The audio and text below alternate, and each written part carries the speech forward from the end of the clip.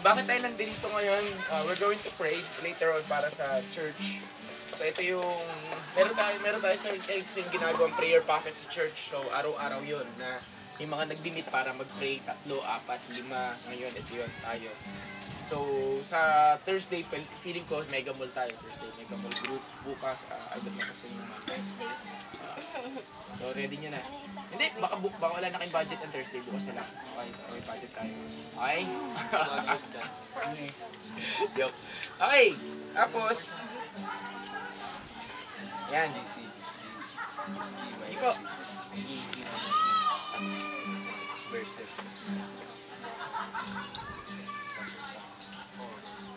Tanong ko muna, ano yung experience sa mga first timer dito umakyat? Yan, Min, anong masasabi mo? Ikaw, Chris. Yung pag-akyat, ha? Nakakapagod. Masaya. Masaya, baba ka ulit. Sasakyan ka. Masaya. Okay. So dito sa lugar na to, dito kinonfirm ni Lord yung church. Dito yung kinonfirm ni Lord sa akin. Dito yung pangatlong confirmation. Kasi ano yun eh, tatlong confirmation na tanggap ko bago mag-start yun, na before ako mag-agree sa Panginoon. Na meron siyang pagitan ng tigda 2-3 buwan. Dito yung pangatlong confirmation. Tapos, yung mga pangalan, doon niya binigay sa akin. Doon sa, yun yung tapat ng kantin na yun. Doon yung binigay yung pangalan. Kung sino yung mga makakasama ko sa pinakaunang church. So, yun. So, yeah, very special tong lugar ito sa akin. Umaakit na ako dito since 2005. Since 2005, tapos, ano to, hindi pa ganito itsura nito. Pero nandiyan na yan, ever since. Ito wala pa ito. Yung cottage na yon, yung numbers, andyan na yan. Yung Leviticus, andyan na yan. Yung canteen na yan, wala yan. Ito, katapat natin na to. Andyan yan. Dormitory, lahat. Andyan yan. Pink house, wala. Yung canteen, andyan na yan. Pero hindi ganyan itsura niya. Ano pa yan? Pangit. Mga gate, yung hagdanan, nakikita niyo dati, wala yan. Ang aakyatan mo dito, ayan. Ayan. So, dalawang elevation yung aakyatan mo. Ayan, inaakyatan dyan. Yan. Mamaya, dyan tayo buwaba.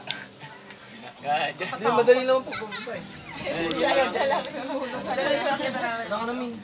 Tapos tulad na nakwento ko kanina, umakit kami dito dati alas 11 ng gabi. Dito kami. So, imagine yung gabi, maglalakad kami sa baba. Meron kayong pagkakataon, nag-worship lang kami, dalaan mag-gitara, nag-worship kami. Tapos yung kinakanta namin, ang mga ibon na lumilipad ay maala. Diyos, hindi ko habang naglalakad kami, ang mga ibon na lumilipad. Ano yan? Ay, Diyos, di kumukupas, huwag ka na malungkot. Oh, praise the Lord. Oh, praise the Lord. Tapos kami sisigaw, ang mga palaka, ka. Ito na, ganun. Ang mga ipis. Na lumilipad. Butterfly. Ay, mahal. May mga ganun kami. Mukhang naalala ko na. Kailan pa na-meet sila Melvin. Okay. Tapos may ganun kaming moment. May ganun kaming moment. Bigla ako na-struck ah. Okay. Naalala ko na kung kailan ko sila na-meet. Yung mga nandun. Yun. Yun yung gabing yun, ako makakanta kami nun. Yata. Oo, naalala na ka ni Pastor. Naalala na talaga ni Pastor. Kasi hindi ko na alam eh. Sa sobrang dami ng na-meet ko dito, hindi ko na alam. Okay, so... Bakit pagkilala ka nga rin dyan, Aljo? Tapos, after nun, nung kinanta namin ko yung ang mga tao, ay dapat, nag-ano na kami ng iba't ibang mga hayop. Okay? Tapos papalapit na kami, kasi kakaiba, pag naglakad ka kasi dati, ngayon kasi medyo marami ng bahay. Dati ilan-ilan lang. Madilim tapos madilim. Kakaiba yung kakaiba yung pakiramdam, as in. Okay? Hindi mo alam kung makakarating ka sa destination mo. Ano yung pakiramdam? Final destination. Tapos, pag karating namin dito na kami, malapit na, yung road ng Vinaiden na. Doon na kami. Nung palapit na kami, bigla sinabi ko, okay, gantayin natin, ang mga tao. Okay? Ang mga hindi sinabi tae. Okay? Ano ba yan? Ang mga pagkatako pa lang, hindi ko na natuloy yung O. Kasi biglang nadulas yung isa namin kasamang disciple. Bigla siya nakaupo. Sabi ko, boom! Bigla kami na nangimik. galit si Lord. Galimik kami, lakad kami. Pataas, wala. Niloloko kasi namin yung kanta eh. Ay, yung hindi mo, di ba? So, we're not making the worship. We're making fun of worship, parang ganon. Niloloko namin kaya kumakit kami, tahimik kami lang. Alam mo, taungan kami ng Diyos. Tapos, on that very night, iba yung experience nung gabing yun. So, isa yun sa mga very memorable sa akin. We have this experience here kung saan, hindi ko pa ito nakwento sa lahat, hindi alam ko ng lahat. We have an experience here kung saan, itong cottage na to, na nasa harapan nyo, nawalan lang ng, yun panahon na yun, nawawalan pa ng kuryente dito eh. Nawalan ng ilaw. Dati yan, ang ilaw dito 110, hindi 220. Ngayon, praise God, electrical, umikot ng ganun eh. Dati ganun eh. Number 3 na ganun. Dito ako. Totoo sa gabi. Sa gabi, yung ilaw, maliwanag dito pag gabi. Di ba? Dati ilaw, ganun eh. Walang mapupundi. Tapos may generator lang sila. So talagang kailangan nila magtipid. So, merong one time nandito kami, nawalan sila ng kuryente. So, wala. As in, walang ilaw. Kasi tuwing gabi, pag nandito ka, yung mga ilaw na yan, yung mga bahay na yan, kikita mo yung lights dyan. Maganda yan. But, merong instances dito na hindi ko na uli siya na-experience ever sa kahit anong overnight ko dito. Hindi ko na uli siya na-experience ng ganun. Na nawalan completely ng kuryente. Itong lugar na to, so mukha yung buong Montalban yata ng panahon. And we are in that place, and we're having an encounter with God. Doon dyan sa maliit na cottage na yan. At puno yung cottage na yan. Siguro nasa 11-12 kami ng cottage na yan. Kasama ko mga disciple ko. May isa kaming babaeng kasama nun. Disciple ko rin. So, nasa dulos pa ako nun. So, we're having an encounter with the Lord. Paano yung encounter? Umiiyak, sumisigaw, at kung ano-anong experience. Tapos, dyan lang daw kami. Wala daw lalabas dyan. So on so forth. Tapos, mayroon kami pagkakataon na baka kasi napaghalo-halo ko ng kwento. May pagkakataon na sabi ko, okay, let's pray for the food. So, when you're going to pray for the food, ang gagawin mo, you're going to pray for the food at opening prayer. For example, Lord, thank you for the food. Thank you for thank you Lord. Amen. Tama, mali. God-bless mo kami. Hindi, let's pray for the food. May mga iba, yung umakit kami, may iba pang tao dito. May mga iba pang kami umakit na campers, hikers, na medyo parang in our mind, hindi sila nandito para mag-worship. Nandito sila para mag-banding in our mind. So, sabi ko doon sa disciple ko, pray for the food. Hindi nag-pray siya. He started praying. And when he started opening sa prayer, mabuka ko muna Edric, mababa pa to. Okay. He started praying, he started praying for the hour moment that night. Pero, hindi niya pinag-pray yung food. Bigla ang sumunod, when he opened his lips, nag-start na rin mag-pray, and for the next 1 hour, wala kaming ginawa kundi prayer meeting. Nagwa-warfare kami. Magsabing warfare, yung tipo, Lord, ganito gawin mo kaya. Yung sumisigaw ka na, umiiyak ka na sa Panginoon, gano'n. Ano nangyari? Then, natapos yung 1 hour. So, hindi na naman mapigilan eh, dire-diretso na eh. After 1 hour, pinanimas-masa na kami lahat. Sabi namin, ito yung pagkain, hindi yung pinag-pray. Kapag tayo namin lahat yung pagkain, hindi namin na pinag-pray. Tapos nawalan ng ilaw, nawalan ng gabi yung ilaw. Then, we're having an encounter there. Paglabas namin dyan sa cottage na yan, yung sky, punong-puno ng stars. As in, walang space dito na walang star. As in, gusto mo lang mahiga dyan sa damuhan na yan. Stargazing. Tapos, lang.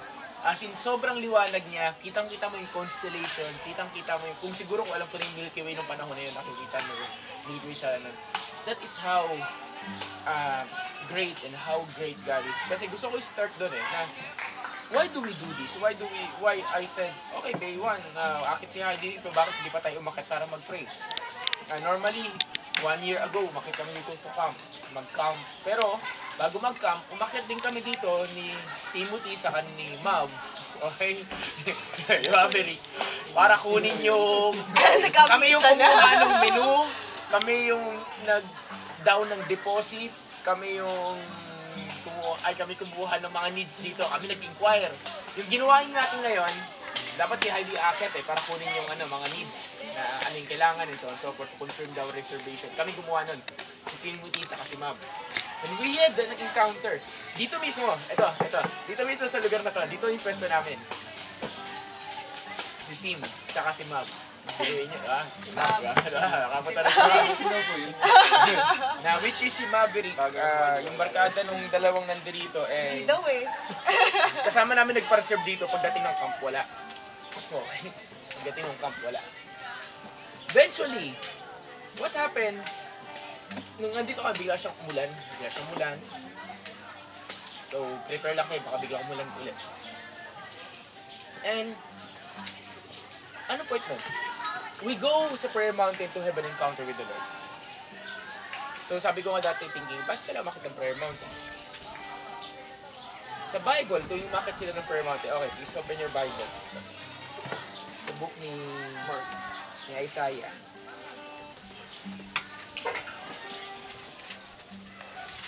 Hanapin ko lang. Sino may title ba yan? Ha? Ano may subtitle to? Ha? Ay, ito. Sige.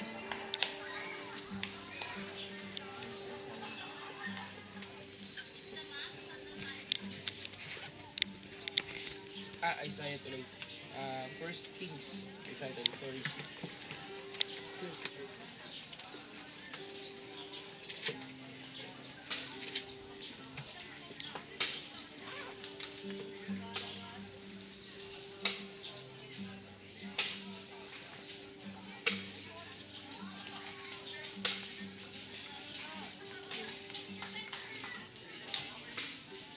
Okay.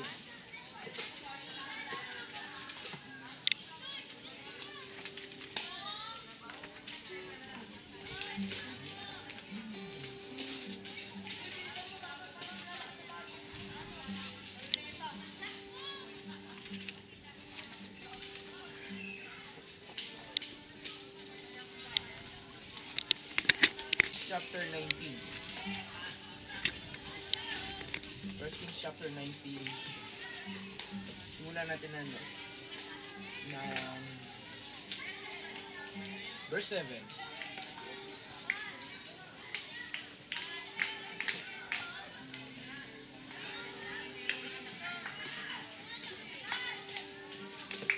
Thank you.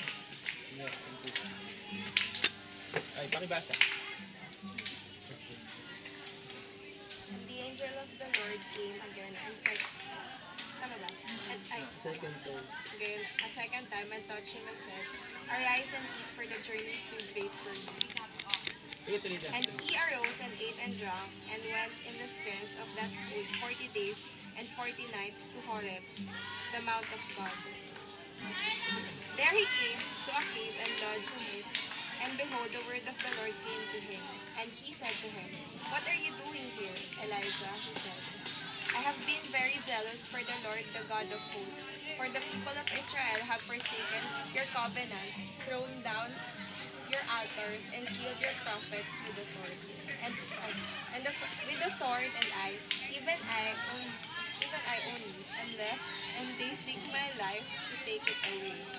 And he said, Go out and stand on the mount before the Lord. And behold, the Lord passed by, and a great and strong wind tore the mountains and broke in pieces the rocks before the Lord.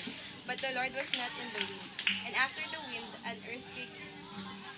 But the Lord was not in the earthquake. And after the earthquake, a fire. But the Lord was not in the fire. And after the fire, the sound of the lowest wind. And when Elijah heard it, he wrapped his face in his cloak and went out and stood at the entrance of the cave. And behold, so, si Elijah, sino to? Ito yung mighty man of God. Ito yung nakapagpapamba ng apoy. Ito yung nag-pray siya, then suddenly, challenge siya yung 500 na propeta. Tapos, ang challenge, sino yung magko-consume ng alay sa pamagitan ng fire galing sa langit, galing sa heaven. So, ito si Elijah, nagawa niya yun. So, buwabang apoy, na-consume yung nasunod yung alay. Tapos, sabi dito, kinuwento ng hari kay Ahab na sabi, kasi si Ahab meron siyang asawa pangalan Jezebel. Tapos kinuwento ni Ahab doon kay Jezebel, sabi niya, si Jezebel kasi para siyang reyna siya yung reyna ng mga propeta nito. Parang alagad niya yung mga propeta na natalo at namatay ni Elijah. Kasi sila yung mga false prophet. Sabi ni Ahab sa kanya, yung mga propeta mo patay na lahat. Sino pumatay? Si Elijah. Para praise ko sa term natin ngayon. Pag babasahin niyo yun, ito, parang sa terminology natin ngayon, ibig sabihin nun, hindi matatapos itong araw na to na hindi mamamatay si Elijah. Parang ganun. So si Elijah, man of God, nakapagpapaba ng apoy, mighty man of God, natakot dahil sa babae. And this is true normally ang isang ministry, isang strong ministry, nagpo-fall, especially pag ang leader lalaki, dahil ang ginagamit ng weapon ng kaaway, yung babae. So yun Jezebel. So nagtago si Elijah, saan siya pumunta? Sa bundok. Diba? Pumunta siya sa bundok. So doon siya pumunta siya sa Horeb, Mountain of God. Pumunta siya sa Horeb, pumunta siya sa Mountain of God. Sa Bible, meron silang mga bundok-bundok. Mount Sinai, Horeb, Mount Olive. Bakit? Sa culture ng Israel, mahalaga yung mga bundok. Kasi sa bundok na yon, doon yung parang pinaka-peak.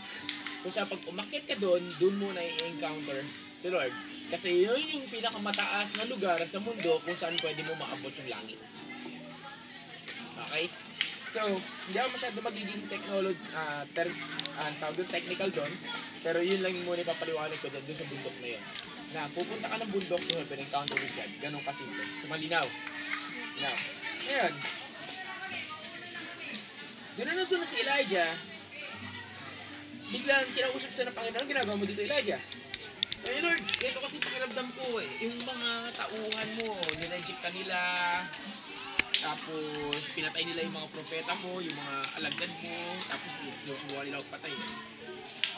Tapos sabi ang Panginoon sa kanya, lumabas ka doon sa mundo, at lumabas ka doon sa kuweba, at tumayo ka sa bundok. So imagine niyo, kunyari, ayun yung kuweba, sabi ng Lord, lumabas ka, sayo ka dito. Ay, na-imagine niyo?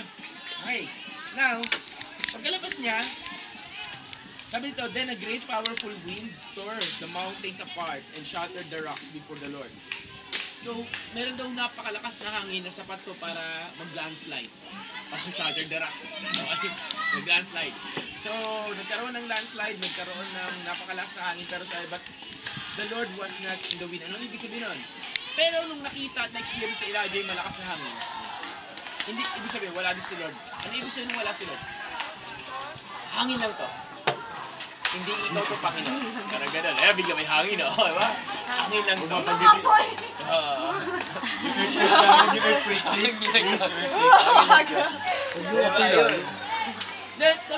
But the Lord was not in the wind. Wala to. Sabi niya, after the wind, there was an earthquake. Ganun daw, may earthquake. Kaya may earthquake. May earthquake, minindol. But the Lord was not in the earthquake. Ano yung sabihin? Biglang, syempre, pag ikaw nagkalindol, ma-off-balance ka, ikaw mismo magsasabi na, sabi ni Elijah, hindi, wala dito si Lord. Meaning, Lord, hindi ikaw to, hindi ito yung confirmation, hindi ito yung so forth. Then after the earthquake came a fire. Saan galing apoy? Hindi sinabi dito Yung huling incident na may apoy na kinalaman kay Elijah, ang apoy galing sa taas. So, pwede natin sabihin na yung apoy galing din sa taas. Diba? So, pero sabi doon, wala pa rin sila doon sa apoy. Then after ng apoy, merong gentle whisper. Merong gentle whisper. Kasi yung tatlo, wind, earthquake, saka fire, lahat sila violente. Diba? Parang magpapanik ka. Yes or no? Parang, sandali, si Lord ka ba to? Ganyan.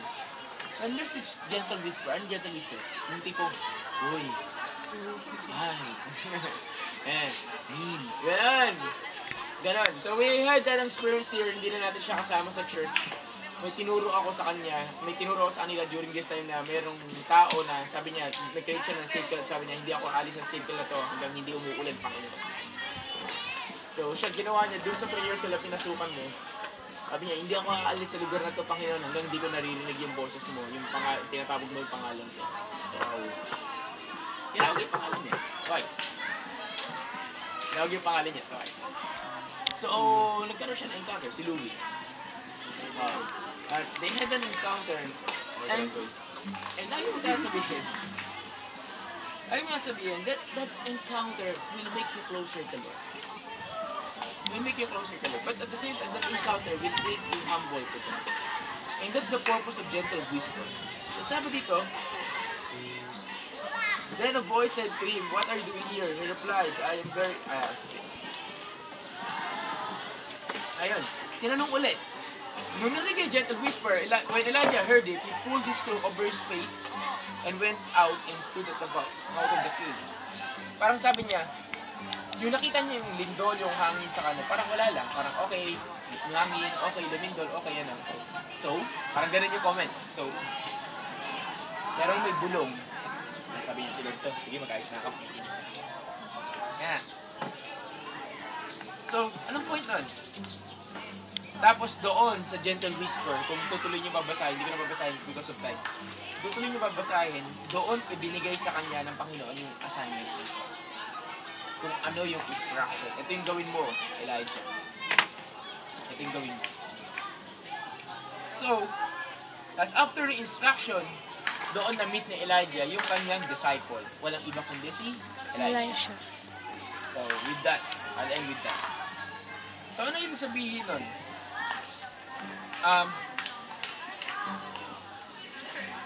There are times na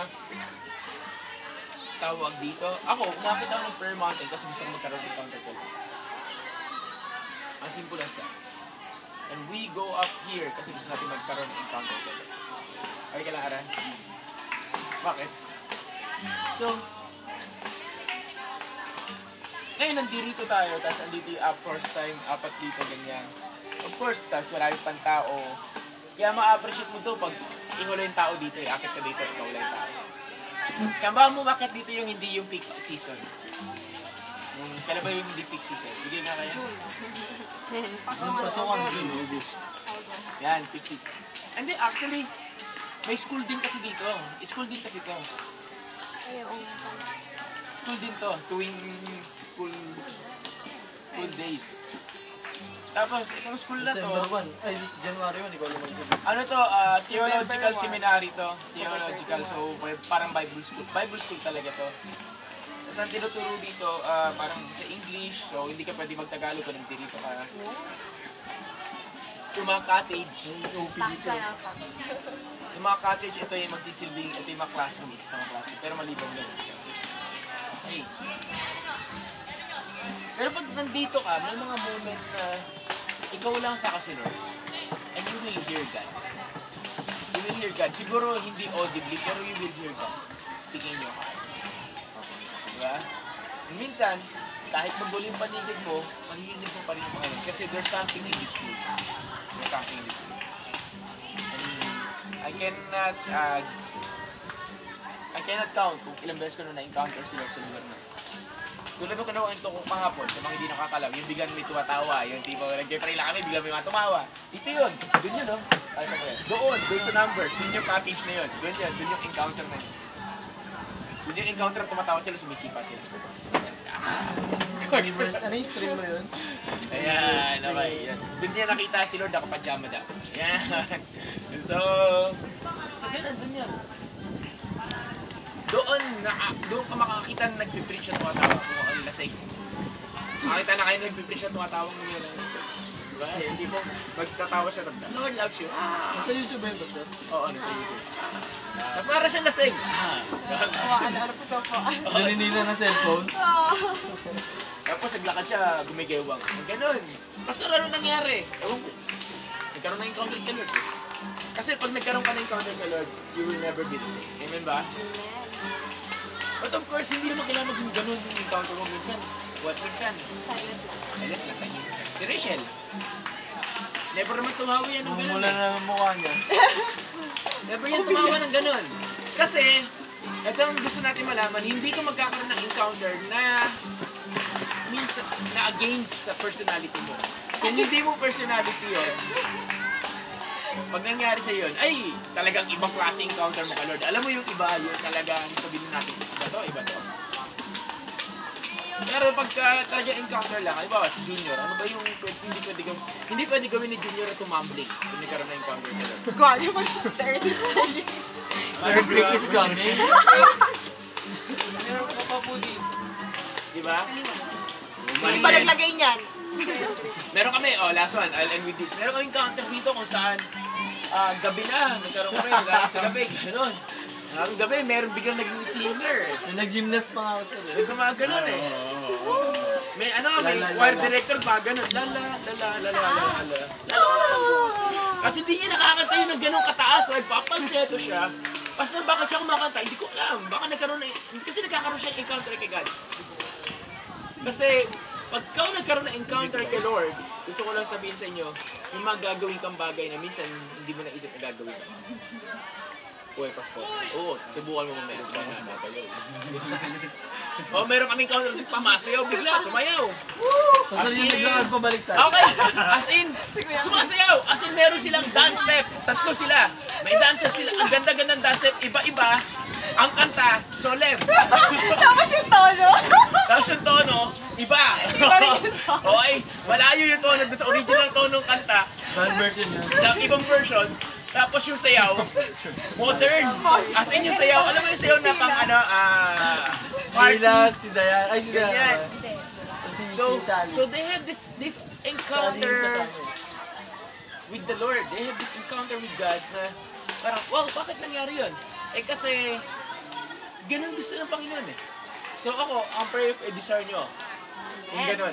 Basta ikaw ba nagkaroon ka ng ganung encounter, hindi ka agad. Hindi ka agad nung una kung akit ng prayer mo. It took me 2 years. 2 years. It took me 2 years bago ako magkaroon ng encounter kay Lord. Sa kanila, yung ibang kasama ko dito, it only took them 1 month, 3 months. Yung Spot nga minsan.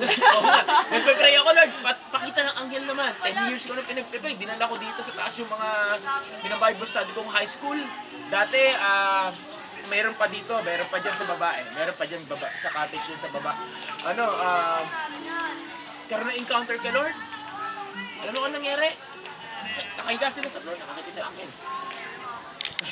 Gusto mainggit, bakit sila? Ilang buwan pa lang yan ah. Bakit ako? Ganun eh.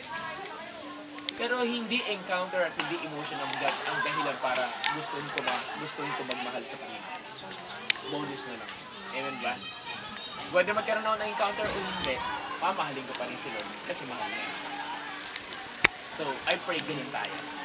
Pero I pray, i-deserve mo yan. God, gusto ko magkaroon ng encounter sa Lord. Yeah. I don't know kung ano, basta kami wala encounter.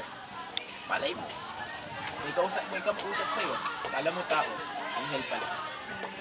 Sabi sa Bible yun ha, may mga tao minsan kinakausap tayo stranger, kala mo tao. Pero angel. Na-experience sa akin gano'n, bigla may lumapit sa'yo, sabi ni Lord. Okay. Okay, tapos worship tayo. The Lord is reminding me this eh. This is a new testimony, hindi ko na-share kahapon. So you are blessed, wala namang balak na i-share sa iba.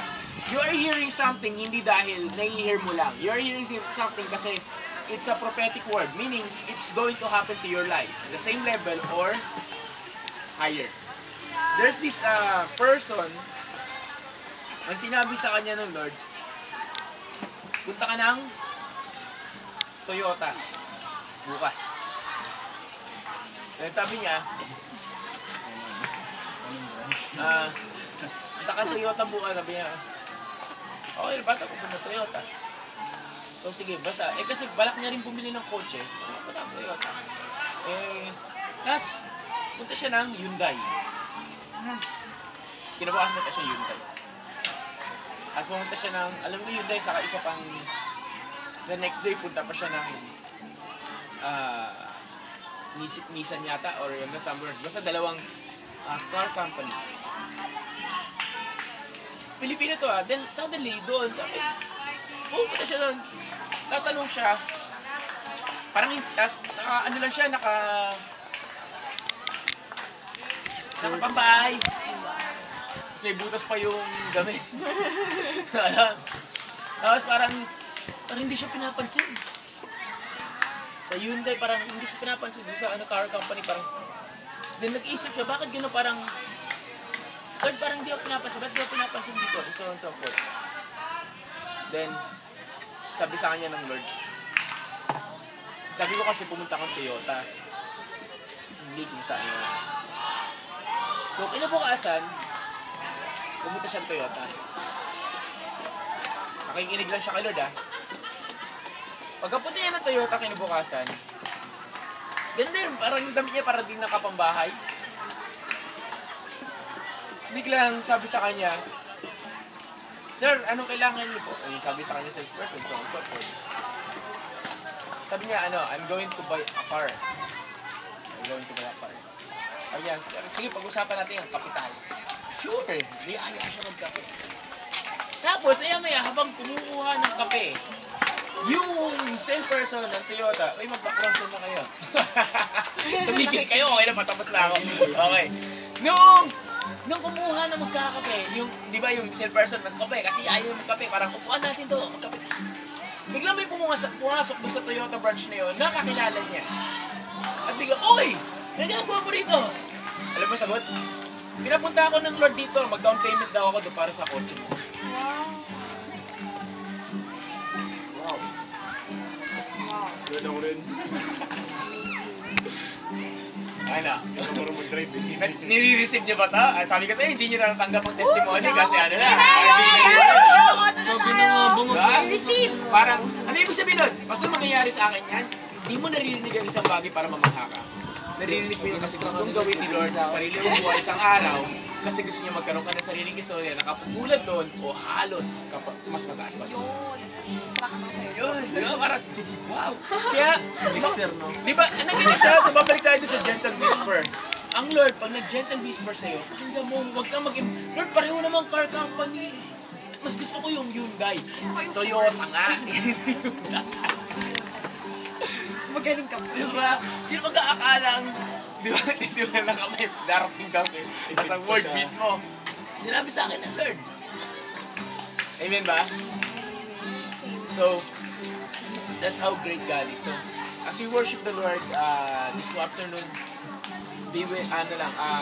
let's put in our heart na, hey God, gusto ko magkaroon ng encounter sa'yo. Gusto ko magkaroon ng encounter sa'yo. Eh, pwede rin yun, di ba?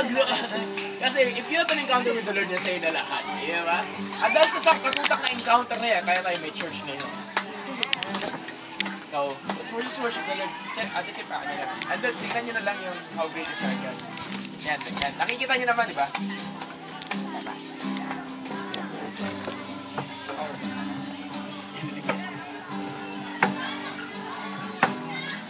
Nasa inyo ng gitara. Just worship the Lord. You can stand or sit down, just worship the Lord.